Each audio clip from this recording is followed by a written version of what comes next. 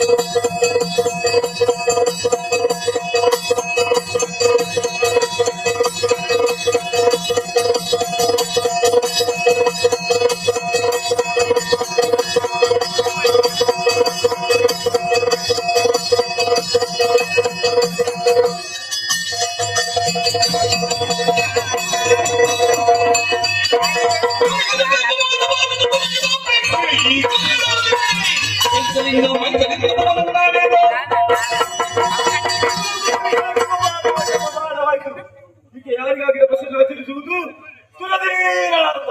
ಉತ್ತರವನ್ನು ಪಡೆಯುವುದಕ್ಕಾಗಿ ತಪಸ್ಸನ್ನು ಆಚರಿಸುತ್ತಿದ್ದಾರೆ. ಮಹಿಷಿ ರೂಪದಲ್ಲಿ ತಪಸ್ಸನ್ನು ಆಚರಿಸುವ ಮೂರು ಮೂರ್ತಿಗಳಿದ್ದಾರೆ.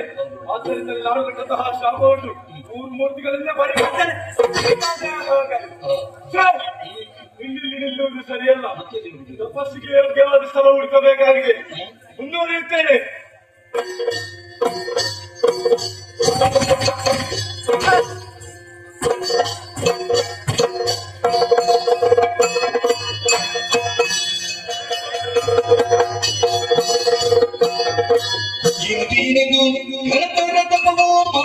ಮಣಿಯಲ್ಲಿ ಪಡೆದಿದೆ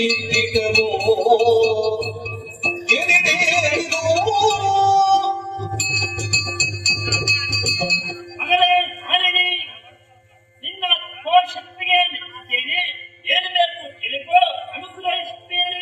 ಕರುಣ ಸಾಗರ ದೇವ ಪರಮೇಶ್ವರಿ ಕೀಳಯ್ಯ ಹರುಷದಿಂದಲೇ ಮನದಿರವ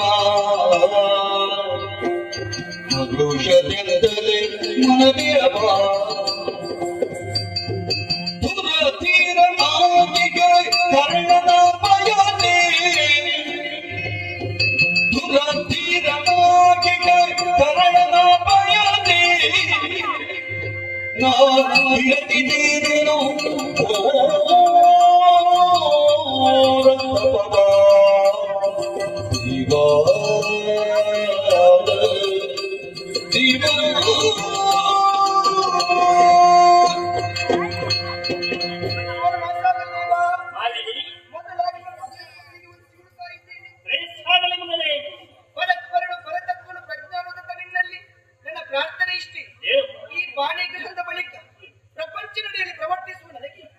ಪ್ರಚಂಡನು ಪ್ರಕಾಂಡು ಪ್ರಬುದ್ಧನಾದ ಮಗನೋರ್ವನು ನನ್ನ ಉದರದಲ್ಲಿ ಜನಿಸುವಂತೆ ಪರಮಾನುಗ್ರಹ ಮಾಡುತ್ತೇನೆ.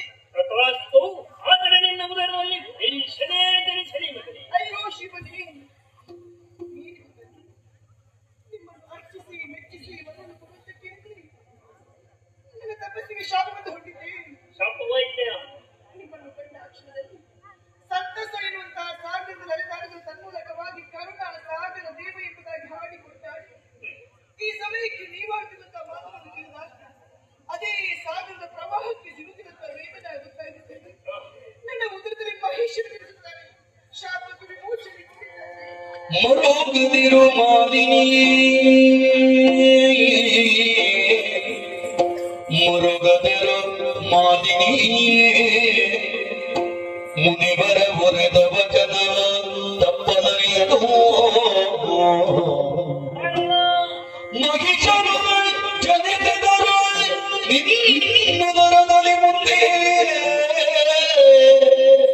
ದುರಪರ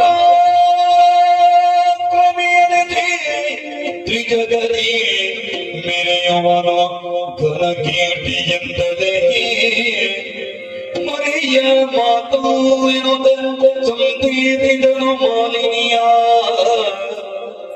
ಮರುಗರ ಮಾಲಿನಿ ಮಾಲಿನಿ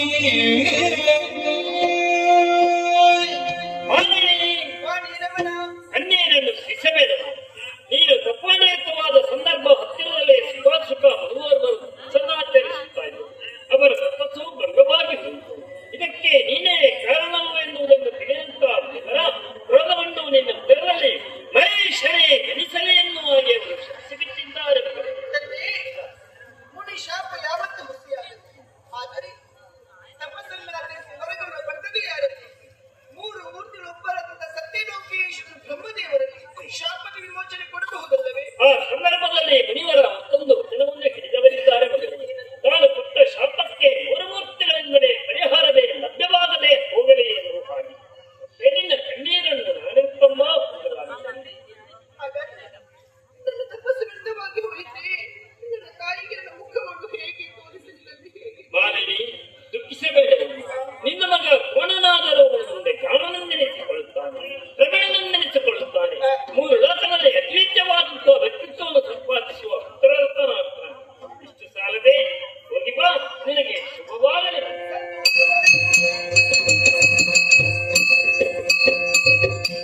ತಾಯಿ ಆಣತಿ ಈ ಘೋರದ ಕಾರಣ ಸೇರಿಕೊಂಡು ಬ್ರಹ್ಮದ ತಪಸ್ಸಿನ ಮೂಲಕ ಮೆಚ್ಚಿಸಿ ಬೇಕಾದ ವರವನ್ನು ಪಡೆದುಕೊಂಡಿದ್ದೇನೆ.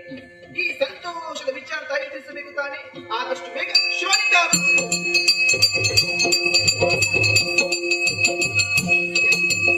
ಇತ್ತಲ ಕಶ್ಯಪ ಮುನೀಶನ ಪತ್ನಿಯಾಗಿ ಗದಿಯೋ ತನ್ನಯ ಪುತ್ರರೆಲ್ಲರೂ ದೂರಪೂರ್ವ ಬಯದು ಸತ್ಸಂಗರಕ್ಕೆ ವಿಧಿಯೋ